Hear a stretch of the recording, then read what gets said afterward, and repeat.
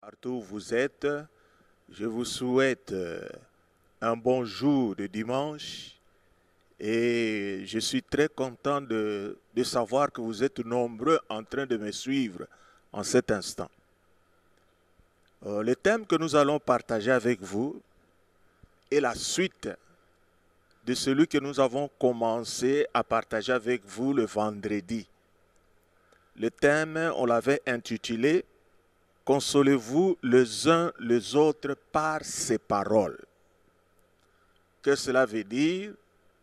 Que le Seigneur nous a donné une parole et il veut que nous puissions nous consoler les uns les autres par cette parole. C'était quelle parole? C'est une parole au sujet de l'enlèvement de l'Église. Aujourd'hui, nous voyons que dans nos églises, il y a beaucoup de messages. Les messages sur la prospérité, les messages sur la délivrance, les messages sur beaucoup de choses. Mais ce qui est bizarre, c'est que le peuple de Dieu ne veut pas faire attention sur le message de consolation. Le message de consolation, le Seigneur lui-même nous l'a indiqué. Que le message sur l'enlèvement, c'est un message qui peut consoler beaucoup de gens. Les gens qui peuvent vivre dans des situations très difficiles. Et lorsqu'ils écoutent ce message, eh bien, ce sont des gens qui vont se refaire. Ce sont des gens qui vont, encore une fois, devenir forts. Ce sont des gens qui vont se maintenir fermes dans leur voie pour suivre Jésus-Christ. Donc, vendredi passé, nous avons partagé avec vous sur ce message et nous vous avons montré que le Seigneur ne veut pas que nous soyons dans l'ignorance. Le Seigneur voudrait que nous puissions connaître ce qui va se passer le jour de son avènement, lorsqu'il va descendre pour enlever son Église. La Bible nous dit qu'il y aura des choses qui vont se passer. Hein? Il y aura un signal qui sera donné. Il y aura la voix d'un archange, le son de la trompette. En ce moment-là, le Seigneur descendra. Mais ses pieds ne vont pas toucher la terre. Il descendra et à un certain moment, les morts en Christ ressusciteront premièrement et au même instant, ceux qui seront en vie en ce moment-là, ensemble avec les morts, en un clin d'œil, nous serons enlevés à la rencontre de notre Seigneur dans les nuées. C'est comme ça que nous avons vu. Et je voudrais dire au peuple de Dieu que la Bible n'est pas très compliquée. C'est-à-dire la Bible est comme un livre d'histoire. C'est-à-dire un livre d'histoire, ce sont des choses qu'on doit narrer. Hein? Ce sont des choses qu'on raconte. C'est-à-dire lire la Bible et retenir ce que la Bible dit n'est pas une chose difficile. Mais le problème qui est là, la plupart des serviteurs de Dieu de ce temps, ils ne savent même pas ce que le Seigneur dit dans la Bible. C'est pourquoi ils ont fait choix à certains messages qu'ils sont en train de donner au peuple de Dieu. Mais ils oublient qu'il y a des messages qui sont très importants, des messages qui peuvent faire que la foi de l'enfant de Dieu puisse devenir solide et que l'enfant de Dieu soit devenu quelqu'un qui peut résister à toutes sortes de tentations de ce monde. Donc, si on nous dit que nous devons nous consoler par ces choses, je voudrais encourager le peuple de Dieu et lui dire de faire un effort, de comprendre ce message et à son tour de le révéler aussi aux autres. C'est-à-dire, c'est de l'histoire, quand vous écoutez, vous pouvez aussi transmettre cela à quelqu'un. C'est pourquoi je voudrais vous donner l'image de ces événements pour que vous puissiez les saisir, pour qu'ils puissent rester en vous, afin que vous ayez l'habitude de les raconter à tous les autres qui peuvent vous écouter, car le message est très très important. Donc nous avons vu l'enlèvement de l'Église. Mais ici, je voudrais un peu clarifier les choses, puisque les gens ont une confusion entre l'enlèvement de l'Église et la seconde venue de Jésus-Christ. Ce sont des choses qui sont en train de mettre une certaine confusion dans leur tête. L'enlèvement de l'Église, c'est autre chose. Et la seconde venue de Jésus-Christ dans la gloire, c'est encore une autre chose. Je voudrais que le peuple de Dieu qui me suit maintenant comprenne que l'enlèvement, ce sera une période où le Seigneur viendra enlever son Église. Et après ce moment, il va se passer 7 ans. C'est à ce moment-là que nous allons parler du retour glorieux de notre Seigneur Jésus-Christ. Nous serons enlevés et nous allons passer 7 ans avec Jésus-Christ. Pendant ces 7 ans, nous serons avec lui et au même moment, le monde va continuer à exister. Donc, qu'est-ce que je veux dire? L'enlèvement et le retour glorieux du Seigneur Jésus-Christ, juste là au milieu, il y a un temps de 7 ans. Ce temps sera vécu de 2 manières. Pour ceux-là qui sont enlevés et pour ceux-là qui vont rester. Pour ceux-là qui sont enlevés, pendant ces 7 ans, nous allons assister aux noces de l'agneau. Pendant ces 7 ans, le Seigneur va récompenser les enfants de Dieu qui ont travaillé pour lui.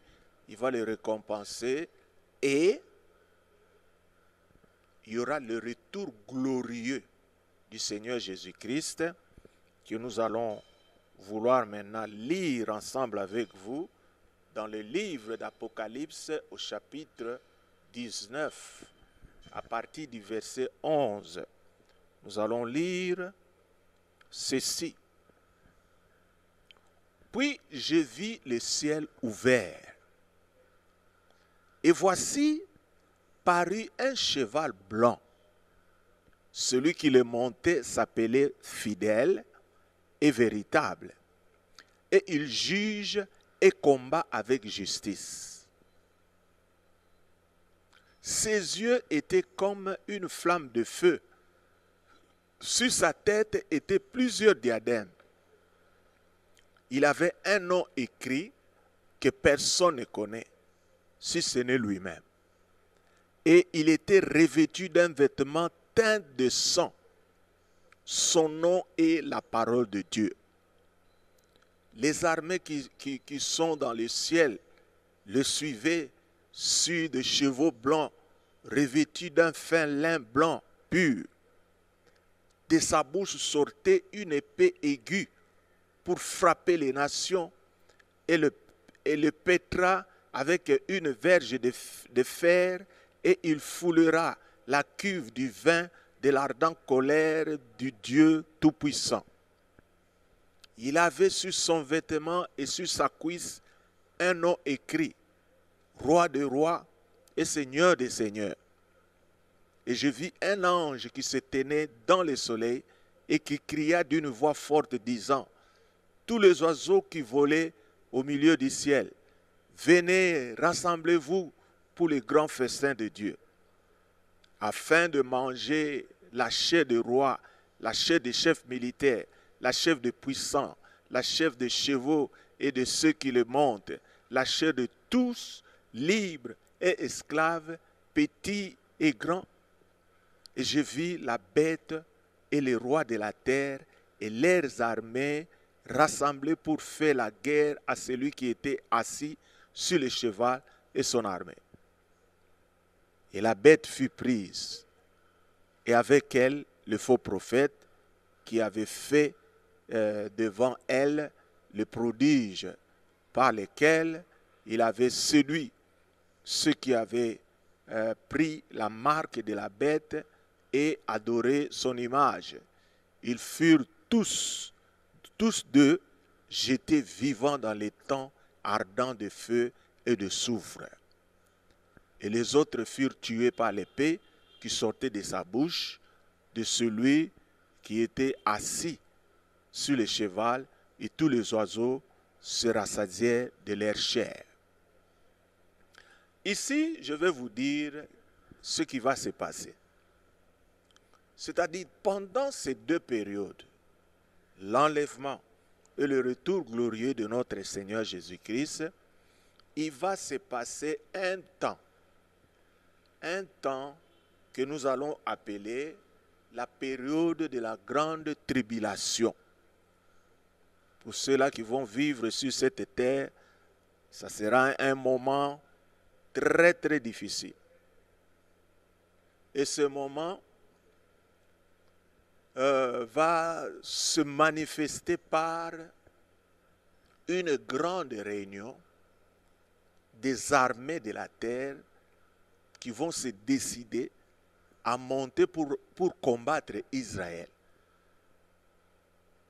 Donc une armée de milliers de militaires de toutes les nations de la terre monteront pour aller attaquer Israël. C'est à ce moment-là que le Seigneur aura choisi pour descendre.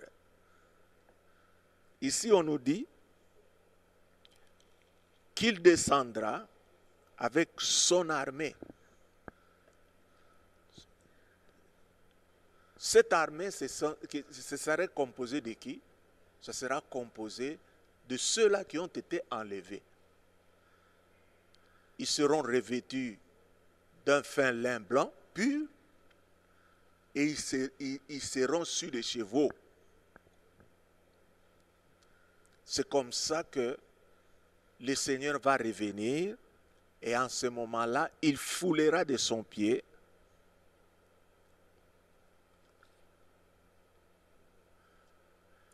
le montagne des Oliviers. C'est là où il mettra son pied. Et cette montagne-là se fendra en deux. Et en ce moment-là, il sera en face d'une grande armée qu'il vaincra par le feu qui sortira de sa bouche. Il y aura beaucoup de cadavres. Et les oiseaux du ciel qui mangent la chair humaine vont manger et ils se rassasieront de toutes ce... Donc, c'est quelle sorte d'oiseaux qui mangent ces histoires-là? Comment vous appelez là ces oiseaux? Tous ces oiseaux qui mangent la chair humaine, vous allez voir des aigles, des rapaces de toutes sortes qui vont manger cette chair. Et alors, nous voulons que le peuple de Dieu sache que ce sera une grande période, une période très très sérieuse. C'est pourquoi j'avais voulu que nous puissions un peu parler sur cette période de tribulation. Je crois qu'on aura le temps de bien parler dans les enseignements qui vont suivre, mais je voudrais simplement dire qu'on a parlé de cette période de la tribulation dans la Bible. L'Ancien Testament en a parlé et le Nouveau Testament en a aussi parlé. Donc, cette période de tribulation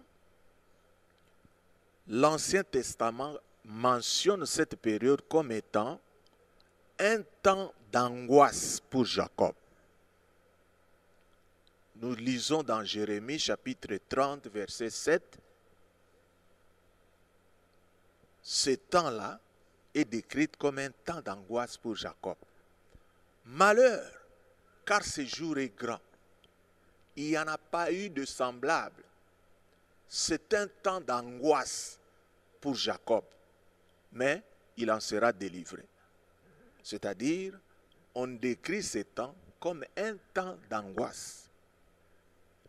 Et ensuite, ce temps sera décrit comme le 70e semaine de Daniel, comme nous le lisons dans Daniel chapitre 9 au verset 27.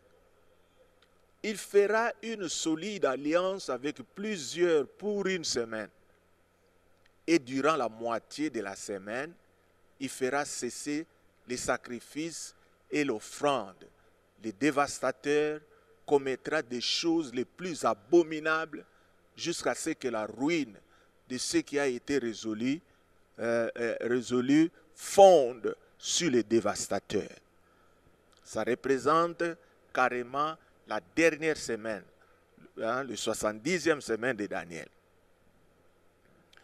Et dans Ésaïe chapitre 28, ici on nous parle de la tribulation comme l'œuvre étrange de Dieu.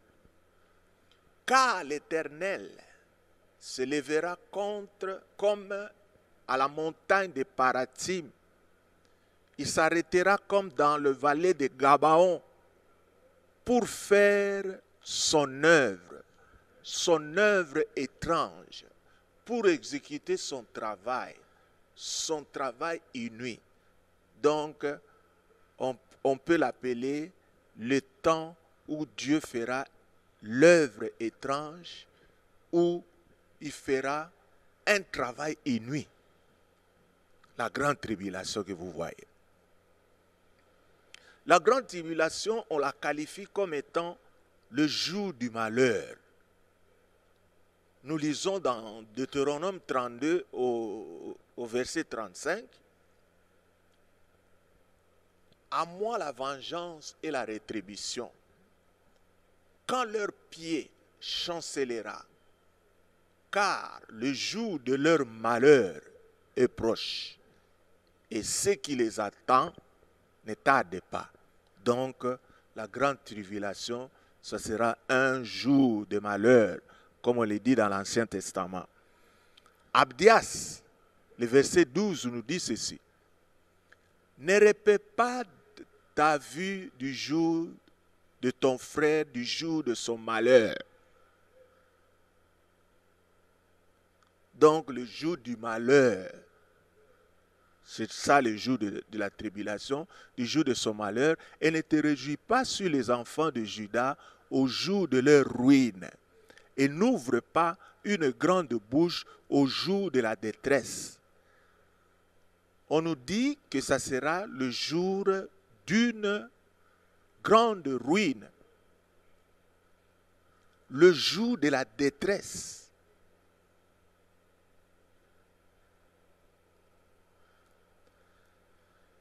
Le jour de la vengeance, comme on nous le dit dans Ésaïe 34, le verset 8.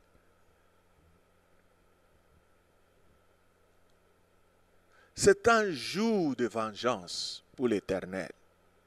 Une année de représailles pour la cause de Sion. Ça, c'est l'Ancien Testament qui le dit toujours. Ce sont les temps de détresse, comme on nous le dit dans Daniel 12, verset 1. En ce temps-là, s'éleva Michaël, le grand chef, le défenseur des enfants de ton peuple. Et ce sera une époque de détresse, telle qu'il n'y en a point eu de semblable depuis que la nation existe jusqu'à cette époque. En ce temps-là, ceux de ton peuple qui seront trouvés inscrits dans les livres seront sauvés. Donc, le jour de détresse. Et le jour des ténèbres et d'obscurité. comme on nous le dit dans Joël 2:2. Le jour de ténèbres et d'obscurité, le jour de nuées et de brouillard, il vint comme l'aurore et se répand sur les montagnes. Voici le peuple nombreux et puissant, tel qu'il n'y en a jamais eu et qu'il n'y en aura jamais dans la suite des âges. Le jour des ténèbres et d'obscurité, le jour de nuées et de brouillard, ça représente ce que nous appelons la période de la tribulation. Le Nouveau Testament aussi en fait cas. Le jour du Seigneur, comme on nous l'a dit dans 1 Thessaloniciens chapitre 5, le verset 2. Car vous savez bien vous-même que le jour du Seigneur viendra comme un voleur dans la nuit. Ici, c'est la grande tribulation. La grande tribulation est aussi représentée comme étant la fureur de Dieu. Nous allons lire dans Apocalypse 14, le verset 10 et le verset 19. Il boira lui aussi du vin de la fureur de Dieu, versé sans mélange dans la coupe de sa colère. Il sera tourmenté dans le feu de soufre devant les saints anges et devant l'agneau. L'heure de la tentation, comme on le dit dans Apocalypse 3, verset 10. Bon, nous pouvons lire aussi le 19, hein. Ça ne nous dérange pas. L'ange jeta sa faucille sur la terre et il vendagea la vigne de la terre. Il jeta la vendange dans la grande cuve de la colère de Dieu. C'est-à-dire la grande tribulation sera la période de la colère de Dieu. Et puis on nous dit encore dans 1 Thessaloniciens chapitre 1er, le verset 10, la Bible nous dit ceci. Et pour attendre des cieux son Fils, qu'il a ressuscité des morts, Jésus nous délivre de la colère à venir. La colère à venir, c'est aussi le temps de la tribulation. L'heure du jugement. Apocalypse 14, le verset 7. La Bible nous dit ceci. Il disait d'une voix forte, craignez Dieu et donnez-lui gloire, car l'heure de son jugement est venue. Ici, on nous parle du jugement de Dieu qui représente quoi? La grande tribulation. Donc, c'est par ces paroles que nous aimerons que le peuple de Dieu soit consolé. D'abord, nous avons dit que le peuple de Dieu sera enlevé. Cela va nous pousser à vouloir faire quoi? À vouloir nous préparer. Puisque l'heure, nous ne la connaissons pas. Le jour, nous ne connaissons pas. Et chaque enfant de Dieu qui lit ce passage se dira, comme je ne connais pas le jour, je ne connais pas l'heure, alors il va rester en permanence en train de se préparer. Se dira, si vient le matin, qui me trouve, je suis déjà prêt. Si vient le soir, qui me trouve déjà prêt. Donc l'enfant de Dieu fera tout ce qui est de son possible pour demeurer dans la sanctification permanente. Non pas seulement l'enlèvement, mais nous aussi, en tant qu'enfants de Dieu, nous savons que nous serons ensemble avec le Seigneur dans le lieu céleste, aux noces de l'agneau. Alors pour cela, qu'est-ce que nous devons faire? Nous devons maintenant vouloir faire les œuvres de Dieu. Puisque nous savons que lorsque nous serons ensemble avec lui, ça sera un temps où le Seigneur va nous récompenser.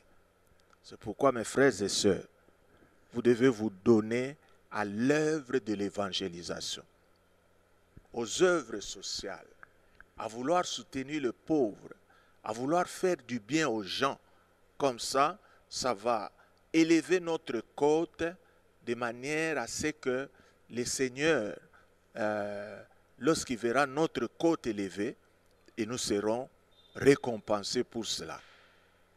Nous ne serons pas des gens qui vont être sauvés juste, avec seulement le fondement de Jésus-Christ, mais que nos œuvres nous suivent et que nos œuvres puissent parler. Et puis, les 7 ans que le monde va passer doivent aussi nous encourager à ne pas vouloir rester, à ne pas vouloir affronter ces temps de la grande tribulation. Ça va nous pousser à faire quoi? À vouloir faire toujours de bonnes œuvres, de façon que lorsque Jésus-Christ viendrait, qu'il puisse nous enlever, que nous ne puissions pas rester, que nous puissions aller ensemble avec lui. Car ces temps seront des temps très difficiles. Nous avons mentionné le nom qu'on a donné à la période de tribulation, un temps d'angoisse, hein? Un jour de malheur, un temps de la détresse, le jour de vengeance, le jour de ténèbres et d'obscurité, le jour de la fureur de Dieu, l'heure de la tentation, l'heure de la colère à venir de Dieu. En tout cas, mes frères et sœurs, moi je n'aimerais pas que ce jour-là puisse me rencontrer. C'est pourquoi je veux travailler de façon que le jour où le Seigneur va venir, que je sois parmi ceux-là qui seront enlevés avec lui. Vous voyez, dans l'ensemble, lorsque nous avons ces messages à notre esprit, cela nous pousse à vouloir craindre les péchés. C'est-à-dire, nous ne serons pas les gens qui vont s'adonner facilement au péché. À chaque moment que le péché se présente devant nous, nous aurons toujours ce réflexe-là de vouloir un peu le résister. Mais aujourd'hui, les gens se donnent dans des péchés comme si toutes ces choses-là étaient absentes dans leur esprit. Je voudrais que le peuple de Dieu puisse avoir ces messages comme une consolation. Je crois que c'est un message qui fera en sorte que même si nous nous retrouvons dans la période de quoi? De grands tourments, dans la période où l'Église sera persécutée, mais lorsque nous aurons ces paroles en nous, nous allons résister la persécution jusqu'à au dernier souffle. Et moi, je comprends le secret qui a fait que les martyrs bravaient la mort sans peur. Et souvent, c'est ce que nous voyons, les martyrs, on les met devant pour tirer. Vous les voyez là, ils sont calmes. Parfois, certains sont en train de chanter des cantiques de Dieu. C'est puisqu'ils ont une assurance de certaines choses qui sont en eux, sur lesquelles ils ont mis leur foi. Mais aujourd'hui, nous croyons que si la persécution pourrait arriver à cet instant, beaucoup de gens renieraient Jésus-Christ. Pourquoi? C'est puisque ces choses ne leur ont pas été enseignées. Aujourd'hui, nous avons en présence de nous des serviteurs de Dieu qui veulent se passer pour des rois, des serviteurs de Dieu qui veulent se passer pour des empereurs, des serviteurs de Dieu qui ne veulent que les choses du monde, les serviteurs de Dieu qui n'ont pas ça dans leur tête. C'est-à-dire, ils peuvent pécher comme ils veulent. Ils ne savent pas qu'en péchant, nous risquons de rater l'enlèvement. Nous risquons de rater le noce de l'agneau. Nous risquons de rater le gouvernement de Dieu de 1000 ans. Puisque Dieu descendra pour gouverner ce monde pendant 1000 ans. Alors mes frères et sœurs, nous avons voulu à travers ça vous montrer les choses que nous devons retenir. Mon frère, sache que même si tu es en train de vivre pour l'instant, sache que il y a la mort qui t'attend. Mais c'est quelque chose de bien. Si tu sais que la mort t'attend, alors cherche à mourir dans de très bonnes conditions. Cherche à mourir avec Christ. Puisque l'enlèvement tiendra compte en premier lieu de ceux-là qui sont morts. Ce sont ceux-là qui seront, qui vont ressusciter d'abord. Et après leur résurrection, nous qui serons vivants en cet instant-là, nous serons tous ensemble enlevés à la rencontre de notre Seigneur. C'est-à-dire, je n'ai pas le droit de dire que voilà, bon, nous avons encore le temps de vouloir bien se donner à Jésus-Christ. Maintenant, je peux un peu pécher.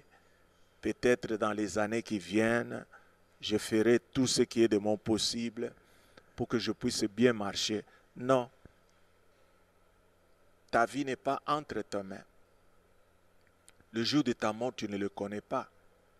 C'est à cause de cela que l'enfant de Dieu doit, à partir de ce texte, se mettre toujours sur ses gardes. Nous ne connaissons ni l'heure, car il y a des moments difficiles qui nous attendent. Alors cela fera que les enfants de Dieu de ce temps, nous n'allons pas nous conformer aux choses qui sont de ce monde. Nous allons nous donner aux choses célestes. C'est comme si nous lisions notre dernier passage dans le livre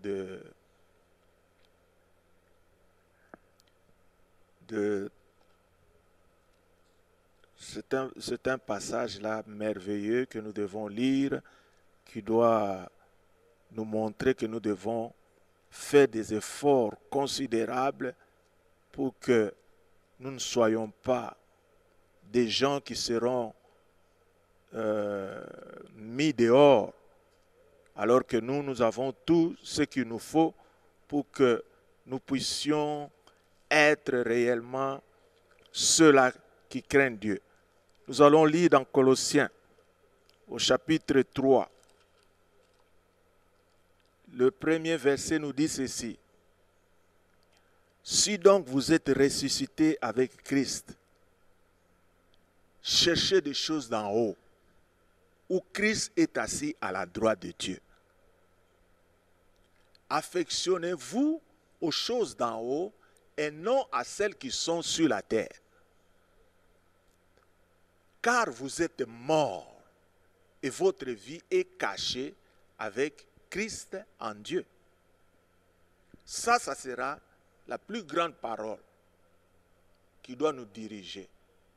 Et la Bible nous dit que quand Christ, votre vie, paraîtra, alors vous paraîtrez aussi avec lui dans la gloire. Tout ça sont de ces versets que les enfants de Dieu ont oubliés. Si nous voulons vivre sur cette terre, nous devons nous consoler par ces paroles. Nous devons comprendre que nous sommes des pèlerins, nous allons passer, mais nous devons savoir que si nous sommes ressuscités avec Christ, nous devons d'abord chercher les choses d'en haut. Et voilà, mes frères et sœurs, la manière que nous devons afficher dans notre comportement pendant que nous sommes en train de vivre ces derniers moments. C'est-à-dire les signes du temps, nous l'ont montré clairement que le temps sont mauvaises et que nous devons nous consoler les uns les autres. N'oubliez pas les cris.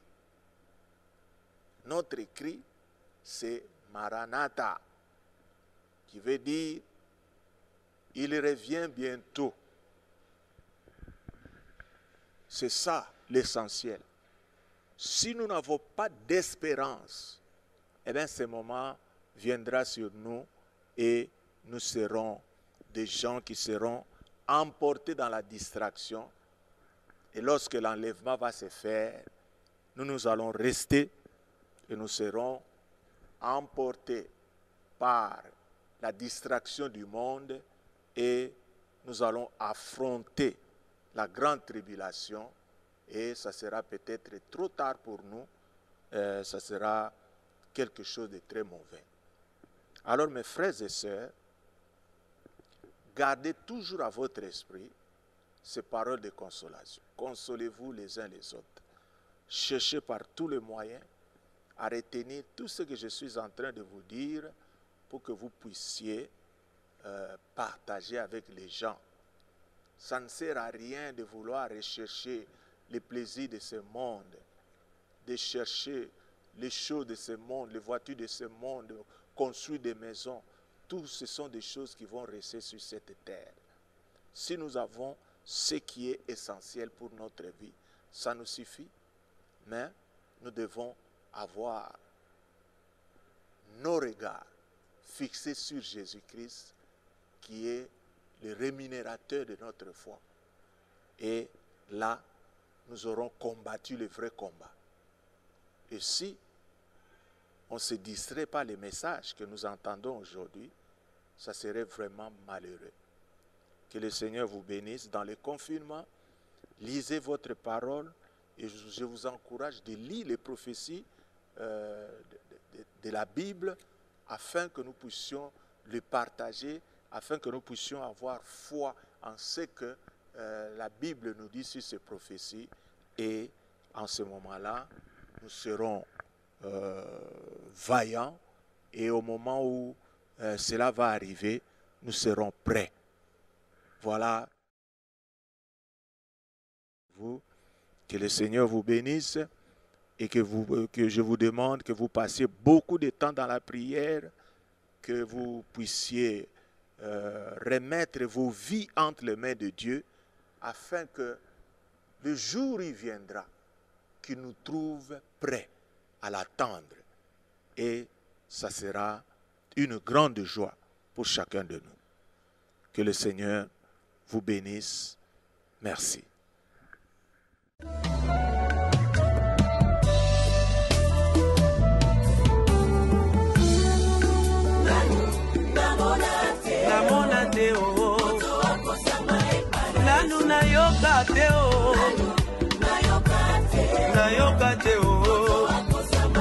Nanu esala Mateo.